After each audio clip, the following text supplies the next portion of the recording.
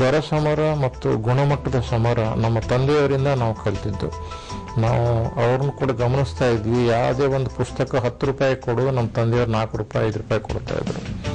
ಇವತ್ತು ಕೂಡ ಕೆಲವೊಂದು ನಾವು ಪುಸ್ತಕ ಮಳಿಗೆಯಲ್ಲಿ ಹೋಗಿರ್ತೀನಿ, ಕೆಲವು ಪ್ರಕಾಶರ ಜೊತೆ ಮಾತಾಡ್ತಾ ಇರ್ತೀನಿ, ನಾನು ಹೇಳ್ತಾ ಇರ್ತೀನಿ, ಪುಸ್ತಕಗಳು ಏನು 150 ರೂಪಾಯಿ 200 ರೂಪಾಯಿ ರೇಟ್ಗಳನ್ನು ಇಟ್ಟಿದ್ದೀರಾ.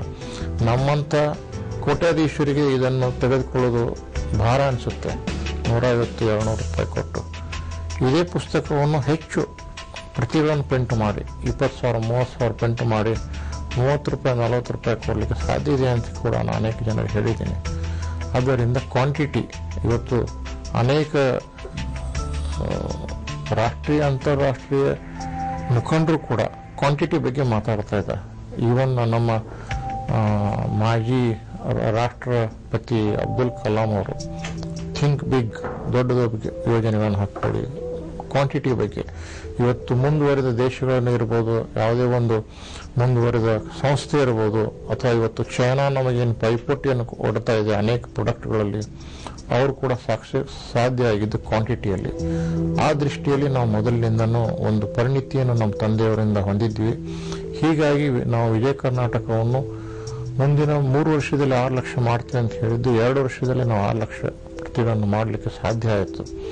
ದರ ಸಮರ ಮತ್ತು ಒಂದು ಪ್ರಾಡಕ್ಟ್ ಇಂಪ್ರೂವ್ಮೆಂಟ್ ಅಂದರೆ ಒಂದು ಗುಣಮಟ್ಟದ ಪ್ರಾಡಕ್ಟನ್ನು ನಾವು ಮಾತ್ರ ಮಾಡಲಿಲ್ಲ, ನಮಗೆ ಪೈಪೋಟಿಯಾಗಿ ಎಲ್ಲ ಪತ್ರಿಕೆಗಳು ಮಾಡಿದಾಗ ಅಲ್ಟಿಮೇಟ್ ಆಗಿ ಬಂದ ರಿಸಲ್ಟ್. ಅವರು ಕೂಡ ಅನೇಕ ಸ್ಥಳಗಳಿಂದ ಮುದ್ರಣಗಳನ್ನು ಶುರು ಮಾಡಿದಾಗ ಇವತ್ತು ಕರ್ನಾಟಕದಲ್ಲಿ ಕೇವಲ ಕೆಲವೇ ಜನರು ಸೀಮಿತವಾದಂಥ ಪತ್ರಿಕೆ ಇವತ್ತು ಮಹಿಳೆಯರು, ತಾಯಂದಿರು, ಮಕ್ಕಳು ಎಲ್ಲರೂ ಓದುವಂಥ ಮತ್ತು ರೈತರು ಮತ್ತು ಒಬ್ಬ ಸಣ್ಣ ಆದಾಯ ಇದ್ದಂಥ ಆಟೋ ರಿಕ್ಷಾ ಡ್ರೈವರಿಗೆ ಕೂಡ ಇವತ್ತು ಪತ್ರಿಕೆ ಓದುವ ಅಭ್ಯಾಸವನ್ನು ಆ ಒಂದು ದರ ಸಮರ ಮತ್ತು ಗುಣಮಟ್ಟದ ಸಮರದಿಂದ ಆಗಿದ್ದು ನಾವೆಲ್ಲ ಮನಗಂಡಿದ್ದೀರಿ.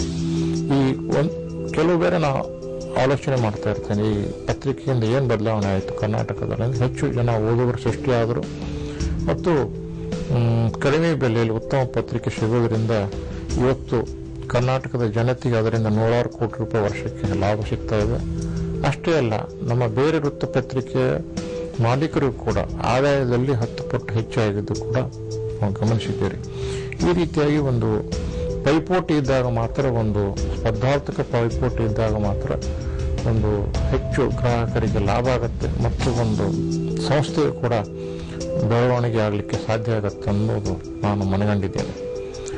ನಾವು ಟ್ರಾನ್ಸ್ಪೋರ್ಟ್ ಕಂಪನಿ ಶುರು ಮಾಡಿದಾಗ communication was a big problem. Communication ಬಹಳ ಕಷ್ಟ ಇತ್ತು. ತಮಗೆ ನಂಬಲಿಕ್ಕೆ ಸಾಧ್ಯ ಇಲ್ಲ. ಈ ಹೊಸ ಜನ್ರೇಷನ್ಗೆ 30 ವರ್ಷದ ಹಿಂದೆ ಒಂದು ಟೆಲಿಫೋನ್ ನಂಬರ್ ಬೇಕು ಅಂದರೆ ನಾವು ಅದಕ್ಕೆ 15,000 ರೂಪಾಯಿ ಅಡ್ವಾನ್ಸ್ ಕೊಡಬೇಕಾಗಿತ್ತು. OIT, own your telephone scheme. 15,000 ರೂಪಾಯಿ ನಾವು ಡಿಪಾಸಿಟ್ ಇಟ್ಟರೆ ನಮ್ಮ ಟೆಲಿಫೋನ್ 3 ವರ್ಷಕ್ಕೆ 4 ವರ್ಷಕ್ಕೆ ಸಿಗ್ತಿತ್ತು. ಆರ್ಡಿನರಿಯಲ್ಲಿ ನಾವು ಡಿಪಾಸಿಟ್ ಇಟ್ಟರೆ 8 ವರ್ಷ 10 ವರ್ಷಕ್ಕೆ ಟೆಲಿಫೋನ್ ಕನೆಕ್ಷನ್ ಸಿಗ್ತಿತ್ತು. ಅದೇ ರೀತಿ ನಾವು ಗದಗ ಹುಬ್ಬಳ್ಳಿ 60 ಕಿಲೋಮೀಟರ್ ನಾವು ಒಂದು ಟ್ರಂಕಾಲ್ ಬುಕ್ ಮಾಡಿದರೆ 16 ರೂಪಾಯಿ ಚಾರ್ಜ್. 6 ತಾಸು ಬೇಕಾಗಿತ್ತು. ಆ ಫೋನ್ ಹತ್ತೆ ಕುತ್ಕೋಬೇಕು ನಾವು. 6 ತಾಸಿನ ನಂತರವೂ ಕೂಡ ಫೋನ್ ಹತ್ತಿದ್ರೆ ಬಹಳ ಖುಷಿ ಆಗ್ತಿತ್ತು. ಇನ್ನೊಬ್ಬರಿಗೆ ನಾವು ಯಾರು ಮಾತಾಡಬೇಕಂತ ಆ ವ್ಯಕ್ತಿ ಅಲ್ಲಿ ಇಲ್ಲ ಅಂತ ಹೇಳ್ಬಿಟ್ರೆ ಮುಗಿದೋಯ್ತು. 6 ತಾಸು ನಾವು ಕುಂತಿದ್ದು ಹಾಳು, 16 ರೂಪಾಯಿನ ಹಾಳು. ಆದರೆ 6 ತಾಸಿನಲ್ಲಿ ಗದಗ ಹುಬ್ಬಳ್ಳಿ ಅಂತರವನ್ನು ನಾವು KSRTC ಬಸ್ಸಿಗೆ ಹೋಗಿ 10 ರೂಪಾಯಿದಲ್ಲಿ ಹೋಗಿ ವಾಪಸ್ ಬರ್ತಿದ್ವಿ ಆ ಕೆಲಸವನ್ನು ಮುಗಿಸ್ಕೊಂಡು. Communication of so difficult. ನಾವು ನಮ್ಮ ತಾರುಣ್ಯದಲ್ಲಿ ಯಾವುದಾದ್ರು ಊರಿಗೆ ಹೋದಾಗ ನಮ್ಮ ತಂದೆಯವರು ತಾಯಿಯವರು ಹೇಳ್ತಿದ್ರು, ನೋಡಪ್ಪ ನೀನು ಒಂದು ಟೆಲಿಗ್ರಾಮ್ ಕೊಡು, ಯಾವಾಗ ವಾಪಸ್ ಬರ್ತೀಯಾ ಅಂತೇಳಿ. ನಾವು ಮಡ್ರಾಸ್ದಿಂದ, ಮುಂಬೈಯಿಂದ, ಬೆಂಗಳೂರಿಂದ ಒಂದು ಟೆಲಿಗ್ರಾಮ್ ರೀಚಿಂಗ್ ಟುಮಾರೋ ನೈಟ್, ನಾಳೆ ರಾತ್ರಿ ಮುಟ್ತಾ ಇದ್ದೀನಿ ಅಂತೇಳಿ ಒಂದು ಟೆಲಿಗ್ರಾಮ್ ಕೊಟ್ಟರೆ ನಾಡಿದ್ದು ಬಂದು ನಾನೇ ಅದನ್ನು ತೆಗೆದುಕೊತಾ ಇದ್ದೆ. ಆ ಒಂದು ಇತ್ತು. ಆವಾಗ ದೇಶದಲ್ಲಿ ಕೊರಿಯರ್ ಕಂಪನಿಗಳು ಇದ್ದಿಲ್ಲ. ರೋಡುಗಳು ಬಹಳ ಕೆಟ್ಟ ರೋಡುಗಳು, ವಿಚಿತ್ರವಾದಂಥ ಸನ್ನಿವೇಶದಲ್ಲಿ. ಆಮೇಲೆ ಆಧುನಿಕ ಟ್ರಕ್ಗಳು ಇದ್ದಿಲ್ಲ.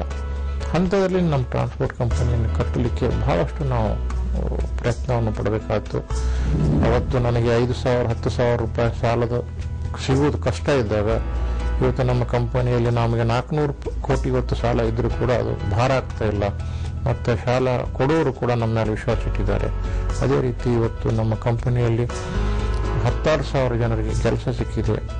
ಮತ್ತು ಸಾವಿರಾರು ಬ್ರಾಂಚ್ಗಳು ಇರುವುದರಿಂದ ಒಂದು ನಮ್ಮ ಇಮೇಜ್ ಕೂಡ ಬೆಳೆದಿದೆ. ರಾಜಕೀಯದಲ್ಲಿ ಕೂಡ ನಮ್ಮ PR ಗುರುತಿಸಿಕೊಂಡ ನಂತರ ನಾವು ರಾಜಕೀಯ ಗುರುತಿಸಿಕೊಂಡು ಹೆಚ್ಚು ಅದರಲ್ಲಿ ಯಶಸ್ವಿ ಕಾಣದೇ ಇದ್ದರೂ ಕೂಡ ಟ್ರಾನ್ಸ್ಪೋರ್ಟ್ ಮತ್ತು ರಾಜಕೀಯ ಯಾವಾಗಲೂ ಒಂದು ಸ್ವಲ್ಪ ತಪ್ಪು ಹಾದಿ ಹಿಡಿಯುವ ಒಂದು ಸಾಧ್ಯತೆ ಹೆಚ್ಚು ಹಂತದಲ್ಲಿ ಕೂಡ ನಮ್ಮ ಸಿದ್ಧಾಂತ ಬಿಡದೆ ನಾವು ಕೆಲಸ ಮಾಡಿದ್ದು ಒಂದು ಯಶಸ್ವಿ ಕೂಡ ಆಗಿದೆ. ಆ ನಿಟ್ಟಿನಲ್ಲಿ ಕೂಡ ಯೋಚನೆಯನ್ನು ಯಾರಾದರೂ ಮಾಡೋದು ಒಳ್ಳೆಯದು ಅಂತ ನನ್ನ ಅಭಿಪ್ರಾಯ. ಮತ್ತು ಈ ಸಮಾಜದಿಂದ ನನಗೆ ಸಾಕಷ್ಟು ಲಾಭ ಸಿಕ್ಕಿದೆ. ಆದ್ದರಿಂದ ಏನಾದರೂ ಕೊಡಬೇಕು ಅನ್ನೋದಂಥ ಒಂದು ಮನೋಭಾವ ಹೀಗಾಗಿ 4 ವರ್ಷದ ಹಿಂದೆ ಬಾಬಾ ರಾಮದೇವ್ಜಿಯವರ ಕ್ಯಾಂಪನ್ನು ನಾವು ಹುಬ್ಬಳ್ಳಿಯಲ್ಲಿ ನಡೆಸಿಕೊಟ್ಟಿವಿ. ಆವಾಗ 11,000 ಜನ ಕ್ಯಾಂಪ್ನಲ್ಲಿ 6 ದಿವಸ ಬಂದರು ಮತ್ತು ರಾಮದೇವ್ಜಿಯವರು ಕೂಡ ನಮ್ಮ ಮನೆಯಲ್ಲಿ 7 ದಿವಸ ಇರುವಂಥ ಒಂದು ಸೌಭಾಗ್ಯ ನನಗೆ ಸಿಕ್ತು.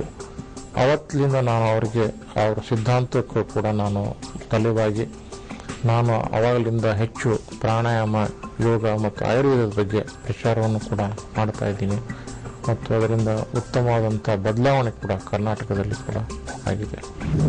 ನನಗೆ 22ನೇ ವಯಸ್ಸಿನಲ್ಲಿನೇ ಮದುವೆ ಆಯಿತು. ಭಾಳ ಒಳ್ಳೆಯ ಮನೆತನದ ಒಳ್ಳೆಯ ಹೆಂಡತಿ ಕೂಡ ನನಗೆ ಸಿಕ್ಕಿದ್ದಾಳೆ.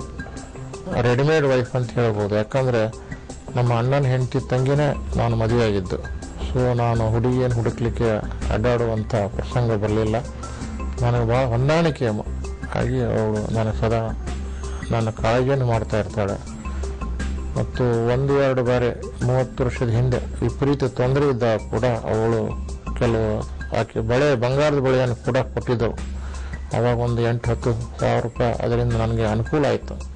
ಅದು 10 ಪಟ್ಟು ನಂತರ ಅವಳಿಗೆ ಕೊಟ್ಟಿದ್ದೀನಿ, ಆ ಮಾತು ಬೇರೆ. ಆ ರೀತಿಯ ಒಂದು ಸಹಕಾರವನ್ನು ಕೊಟ್ಟಿದ್ದಾಳೆ.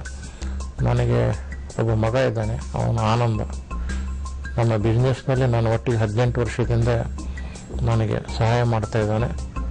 ಇವತ್ತು 10-15 ವರ್ಷದಿಂದ ವಿಪರೀತವಾದಂಥ ನಮ್ಮ ಒಂದು ಸಂಸ್ಥೆ ಪ್ರಗತಿಯಲ್ಲಿ ಬರಲಿಕ್ಕೆ ಮತ್ತು ನಮ್ಮ ಪತ್ರಿಕೆಯಲ್ಲಿ ವಿಶೇಷವಾದಂಥ ಒಂದು ಸಾಧನೆ ಮಾಡಲಿಕ್ಕೆ ಅವನ ಸಹಕಾರ ಮತ್ತು ಸಾಧನೆ ನನಗೆ ಬಹಳ ಅನುಕೂಲ ಆಯಿತು ಈ ಮಟ್ಟಕ್ಕೆ ಬರಲಿಕ್ಕೆ. ಮತ್ತು ವೃತ್ತಪತ್ರಿಕೆಯಿಂದ ನಾವು 5 ವರ್ಷದಿಂದ ನಿವೃತ್ತಿಯಾಗಿದ್ವಿ. ಈಗ ಮತ್ತೆ ಮುಂದೆ ಒಂದು 6 ತಿಂಗಳ ಅವಧಿಯಲ್ಲಿ ಮತ್ತೆ ಒಂದು ಹೊಸ ಪತ್ರಿಕೆಯನ್ನು, ಕನ್ನಡ ಪತ್ರಿಕೆಯನ್ನು ತರುವ ಒಂದು ಯೋಚನೆ ಇದೆ. ಆ ಯೋಜನೆ ಕೂಡ ಶುರುವಾಗಿದೆ. ಮತ್ತು ಕನ್ನಡ ಜನತೆಗೆ ಅನಿಸ್ಬೋದು ವಿಜಯ ಕರ್ನಾಟಕ ಬಂದಾಗ ಇದು ಅವಶ್ಯಕತೆ ಇತ್ತ ಅಂತೇಳಿ. ಆದರೆ ವಿಜಯ ಕರ್ನಾಟಕ ಒಂದು ಸಾಧನೆ ಮಾಡಿದಾಗ ಅದರ ಜೊತೆ ಎಲ್ಲ ಪತ್ರಿಕೆಗಳು ಬೆಳೆದು ನಿಂತಿದ್ದಾವೆ. ಈಗ ಇನ್ನೊಂದು ಪತ್ರಿಕೆ ಅವಶ್ಯ ಇದೆಯಾ ಅಂತ ಭಾಳ ಜನರಿಗೆ ಒಂದು ಯೋಚನೆ ಮಾಡ್ತಾ ಇದ್ದಾರೆ. ಖಂಡಿತವಾಗಿ ಅವಶ್ಯ ಇದೆ. ನಾವು ಮುಂದೆ ಬರುವ ಪತ್ರಿಕೆ ವಿಶೇಷವಾಗಿ ಮುಂದಿನ ಪೀಳಿಗೆಯ ಭವಿಷ್ಯದ ಗಮನದಲ್ಲಿಟ್ಕೊಂಡು ಯಾವ ರೀತಿಯಾಗಿ ಸಮಾಜದಲ್ಲಿ ಬದಲಾವಣೆ ತರಬೇಕು, ಅದೇ ರೀತಿ ಪತ್ರಿಕೆಗಳು ತಲೆ ಎತ್ತಿ ಕೆಲಸ ಮಾಡಬೇಕು. ಮತ್ತು ಭ್ರಷ್ಟಾಚಾರದ ವಿರುದ್ಧವಾಗಿ ಯಾರಾದರೂ ಹೋರಾಡೋರಿದ್ದರೆ ಇವತ್ತು ಕೆಲವು ಬಾರಿ ಅವರಿಗೆ ಕೆಲವು ಪತ್ರಿಕೆಯಿಂದ ಹಿಂಸೆಗಳನ್ನು ಅನುಭವಿಸುವಂಥ ಪರಿಸ್ಥಿತಿ ಇರ್ಬೋದು.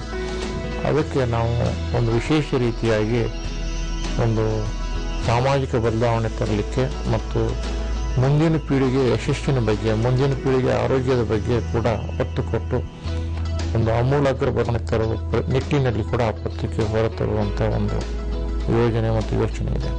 ನಾನು ಮುಂದಿನ ಪೀಳಿಗೆಯ ಬಗ್ಗೆ ಸದಾ ಯೋಚನೆ ಮಾಡ್ತಾ ಇರ್ತೀನಿ. ಮುಂದಿನ ಪೀಳಿಗೆ ಯಶಸ್ವಿ ಕಾಣಬೇಕಾದರೆ ನಿಮಗೆ ಒಂದು ಪರ್ಸನಾಲಿಟಿ, ಶ್ರೀಮಂತಿಕೆ, ಕ್ವಾಲಿಫಿಕೇಷನ್ನು, ಬುದ್ಧಿಮಟ್ಟ ಯಾವುದೂ ಉಪಯೋಗ ಆಗೋದಿಲ್ಲ. ಆದರೆ ನಿಮ್ಮಲ್ಲಿ ಒಂದು ಪ್ರಾಮಾಣಿಕತೆ ಇರಬೇಕು, ಛಲ ಇರಬೇಕು, ಹಿಡಿದ ಕೆಲಸವನ್ನು ಅರ್ಧಕ್ಕೆ ಬಿಡಬಾರದು ಮತ್ತು ಹಾರ್ಡ್ ವರ್ಕ್, ಇನ್ವಾಲ್ವ್ಮೆಂಟ್.